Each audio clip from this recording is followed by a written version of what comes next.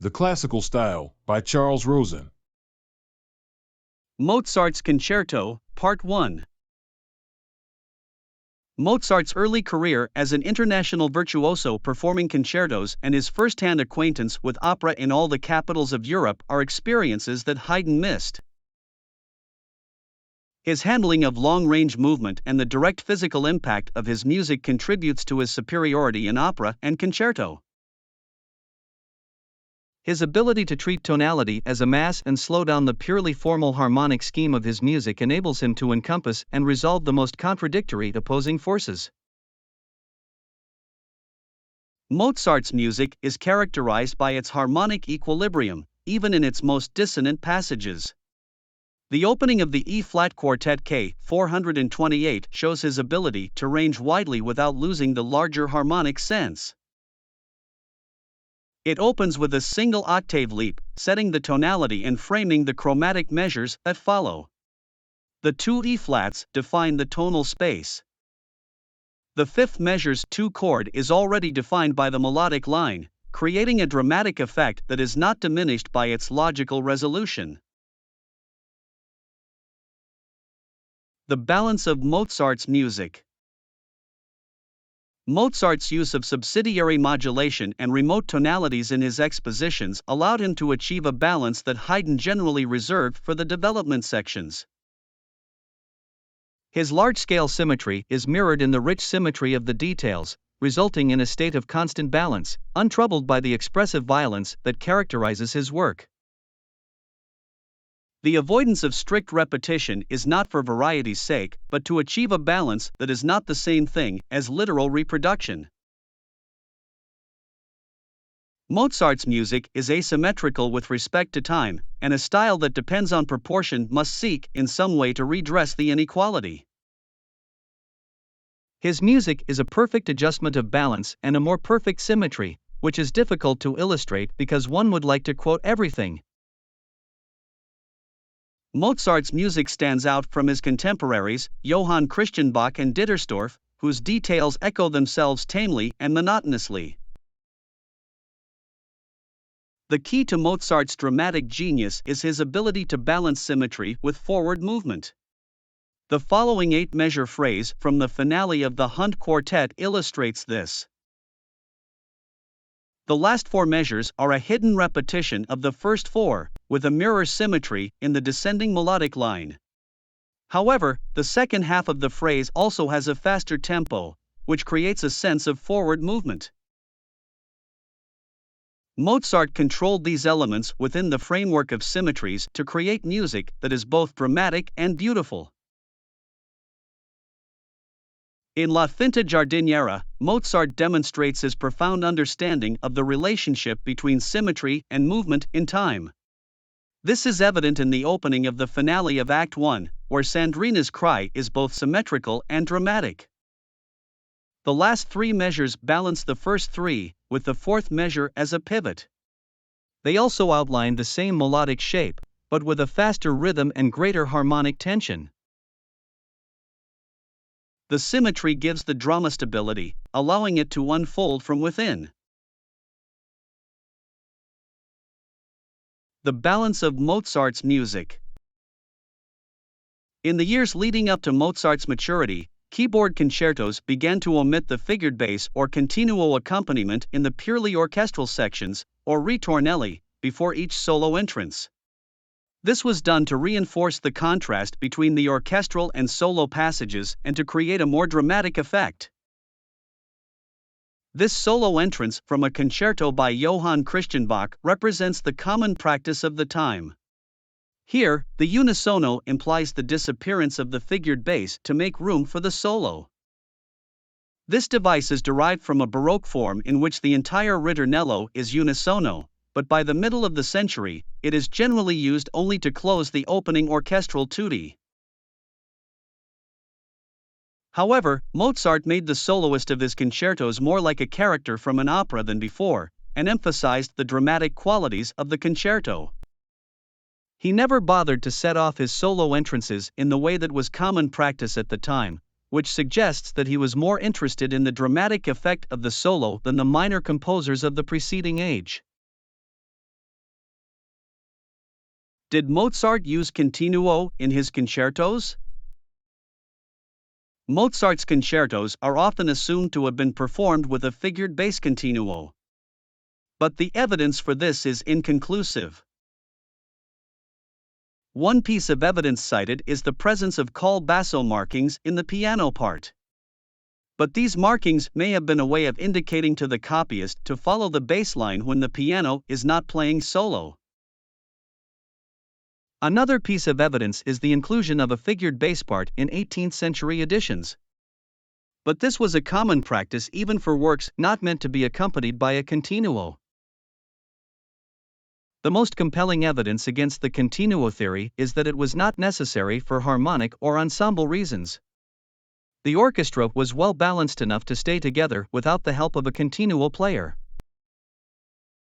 In addition, the continuo was already falling out of use in secular music by the late 18th century. The forte piano was becoming more popular, and orchestration was becoming more complex. So why did Mozart continue to write col basso markings in his concertos after 1775? It's possible he didn't want to break with tradition or thought the continuo might still be used in private performances. The composer's vision versus interpretation. The ideal performance is often considered the true piece of music. However, the composer's idea is precise yet somewhat vague, leaving room for interpretation. Composing sets boundaries for performers within which they have freedom. The performer's role is to bring out the piece's meaning, making it clear and palpable. New composition methods precede new performance styles, taking time for adaptation. The Continuo in piano concertos, by 1775, was a vestige with no musical significance. In 1767, Rousseau complained about a conductor making noise to keep the orchestra in time. Similarly, using a keyboard instrument during late 18th century compositions has little musical value. Haydn and Mozart adhered to old practices despite their roles in a changing musical landscape. Interpretation is subjective and evolves over time. The classical concerto, a dramatic form. In the Baroque concerto, the soloist was part of the orchestra. But in the classical concerto, the soloist is detached and their entrance is marked by changes in tempo, dynamics, and orchestration. The orchestral exposition of a classical concerto is like the opening of an operatic aria. It sets the scene for the soloist's entrance, which is more dramatic and forward-moving. The soloist's role in the classical concerto is to tell a story. The music is structured to build tension and lead to a climax. It's not just about virtuosity, but about creating a dramatic effect. Think of Beethoven's Emperor Concerto or Mozart's Piano Concerto No. 20. Mozart's K271, Piano Concerto. The two expositions of the Concerto K.271 are different, but they are related. Mozart molds his material and dramatizes it by using the motto of the work, which is the opening measures. Mozart combines the rhythms and shapes of the two themes to create a new, dancing movement, which brings a faster rhythm in the accompaniment and a fanfare, 3. That clearly resembles A, while the oboes continue the phrasing of 2. Mozart uses a transitional passage to connect two sections of different material but similar function. He will use this passage like a pivot to make the listener associate these two sections in their mind. He slows the movement down with the transitional passage, which functions as a pedal point on the dominant. He then introduces a new melody, which is derived from the second theme and has a broader and more graceful character. Mozart introduces a new theme, which is derived from the previous theme and is never presented apart from it except in the cadenza. He then introduces a theme that is derived from the opening theme and climaxes with the only note of the chromatic scale that had not been played yet. The climax of the music is beautifully prepared and foreshadows what is to come. The rhythmic motion breaks down completely, and the climax of the previous theme is turned into a recitative.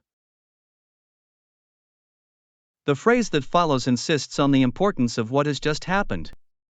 The rhythmic motion breaks down completely, and the climax of the music is turned into a recitative. The closing phrase, based on the opening theme, is interrupted by the piano's second dramatic entrance. Two closing phrases are necessary later in the work. The role of the piano in Mozart's Concerto. The piano's role is to dramatize the pattern and create urgency for its resolution. Mozart uses thematic fragmentation and extension, as well as modulation, to develop the pattern. The second exposition is a transformation, not a repeat. Mozart's goal is to dramatize the entire pattern, not just individual themes, and create a new approach. The opening theme interrupts the piano's new entrance, played twice as at the opening. But the piano, accompanied by two oboes, begins to develop along with a cadential trill. In Mozart's Concerto, the significance of the pattern is completely altered by new ideas and a new approach. It's a masterpiece that continues to captivate and inspire. The accompaniment speeds up and the music modulates to the dominant key, B-flat major, with a passage of conventional brilliance. The development section fragments the opening theme and forces it into another key. To re-establish the pattern, themes 4 and 5 are played, preceded by the transitional passage, 3AB. Mozart uses the transitional phrase, 3AB, and the graceful melodies, 4 and 5, in a new and more dramatic way in the development section. Theme 5 is played twice, the second time by the piano with an accompaniment that moves twice as fast as before. This is followed by a new and deeply expressive phrase, 13.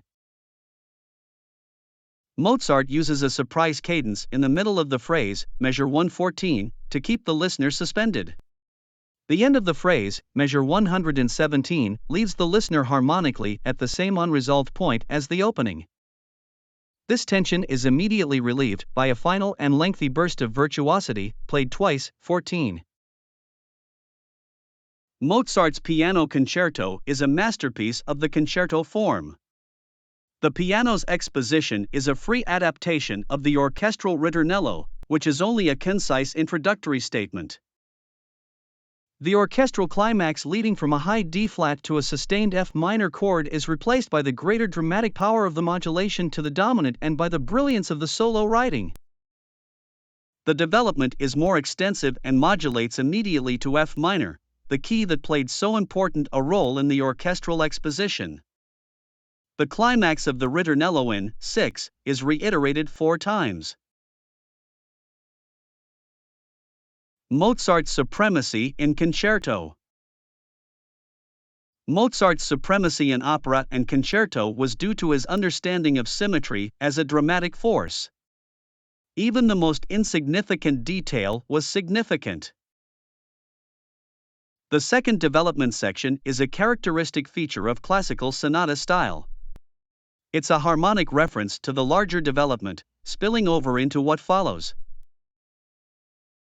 In Mozart's mature concertos, the second development section opens with an unmistakable return to the climax of the previous development.